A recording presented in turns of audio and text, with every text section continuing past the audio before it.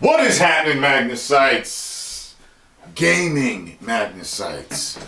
Make sure you stay tuned here because I plan on ramping things up a bit on my gaming channel. So, this is a review, a gaming review for Star Wars Jedi Lost Order. Fallen Order.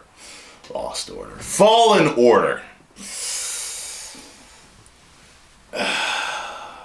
I enjoyed this game very, very much. I'm a Star Wars fan. I'm a fan of lightsabers. I'm a fan of the Force. I'm a fan of Sith and Jedi alike. And this gave me everything that I think that I wanted as a Star Wars fan in this game. Except one thing. And I'll get to that at the end. So, where do I start? The graphics of the game were very, very good. Very good. Everything that was done in space or on a any type of, I guess you could say, base was very reminiscent of Star Wars. Of different planets we've seen, different housing we've seen, different empire structures that we've seen. Everything was very familiar. Different types of aliens, all that good stuff. All right. Although I gotta say, it seems as if the graphics have been downgraded since those launch trailers and, announcement trailers that we first saw. I could be wrong, but I do remember them being better. Especially in the cutscenes. Mainly in the cutscenes. I don't know about everything else, but mainly in the cutscenes is where I noticed it. Although, still very good. The gameplay, I didn't have an issue with it too much at all. It was near perfection. All the controls were very tight. Sometimes you could get kind of hemmed up in certain environments, you know what I mean? And like just yesterday I beat it and I'd fallen through a wall and just kept falling and falling and falling and falling and falling and falling and falling until I died. But I could see the world leaving me. I definitely wasn't supposed to fall through that. So it's got its glitches. But for the most part, the controls and everything ran smoothly. All of the voice acting I thought was great. The guy that plays the Joker on Gotham plays the main character, and I thought it was great. All the motion capture was great that they did. If it is what they did, I think that's what they did from how they looked, how they spoke, how their facial expressions, all that good stuff. All that was great. The sound. All the sounds are everything from a Star Wars movie. Everything you're going to recognize. Even some new sounds, but they sound like they go right along with the Star Wars universe. And whoever did the music did an absolutely spectacular job because they were able to capture the feel and tone of the Star Wars movies without using the copyrighted music.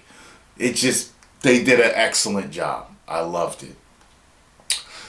The battles, the boss battles were pretty good. They were pretty fun. Challenging at times. Not to the point where I wanted to quit or, throw the controller or something like that. Although I never get to that point in the first place. But, yes, they were challenging. Okay? Not Dark Souls challenging, but challenging. Close enough. This game is a mix of Dark Souls and Bloodborne, you know what I mean? And those two mashed with Uncharted. Okay? That's what it always felt like playing this game. Maybe something else, but I believe most people, even in the comment section, they would say, yo, it seems like it's Uncharted or it's Dark Souls or Bloodborne or something like that. Yeah, that's what it felt like for the most part. Even with how enemies appear on you, where they're hiding, they jump out on you and you're like, geez, just the way it's developed the scenery is developed and the maps and everything, the levels are developed, you can't see around this one corner and something jumps on you, just like with Bloodborne. And that's exactly how this game goes. From the save points, which are your meditation points, to where you can, they're your bonfires, to where you can level up, to where you can rest and save. The way you climb things is definitely Uncharted. Definitely Uncharted. But the way you pick up essence, the life essence, like you're picking up souls or whatever, of certain, it's just so much like it that, and I'm such a fan of Dark Souls, especially Dark Souls 3. I haven't finished playing Dark Souls 1 or 2, but Dark Souls 3. Loved Bloodborne. Bloodborne is what put me on it, and I've played all the Uncharted's. Even that little side one, I loved them all. So, I enjoyed myself. Okay.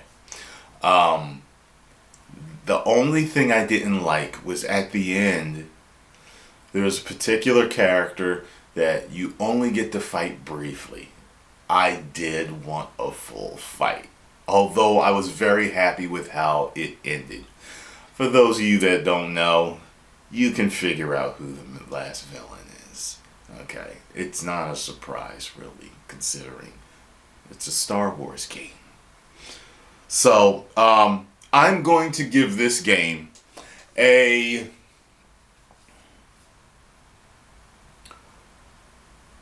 4.75 out of 5 woos, because it's nearly perfect, but not perfect.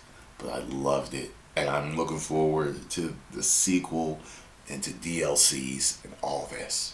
So if you enjoyed this review, hit the like button. Definitely subscribe, and make sure you share it with all your friends. 10 million subscribers!